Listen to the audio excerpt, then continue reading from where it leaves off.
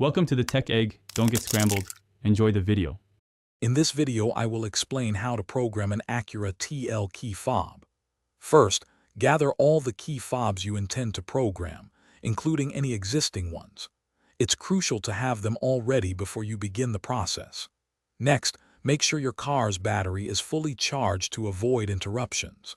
Finally, locate the valet switch, which is typically found under the dashboard or near the steering column, as you will need it for the next steps.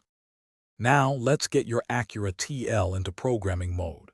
Sit in the driver's seat and turn the ignition key to the on position, but do not start the engine. Within 5 seconds of turning the key, press and release the valet switch. You should hear the door lock cycle, indicating that the car has entered programming mode. If the locks do not cycle, repeat the previous steps carefully to ensure proper timing. With the car in programming mode, it's time to program each key fob. Take your first key fob and press any button on it.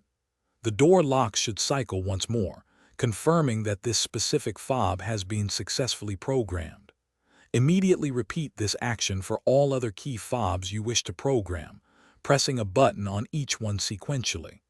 Ensure the locks cycle after each fob to confirm its programming. To finalize the programming process, turn the ignition key to the OFF position and remove it from the ignition. Now, take a moment to test each of your newly programmed key fobs to ensure they all function correctly, locking and unlocking the doors as expected. If any fob isn't working, you might need to repeat the entire process.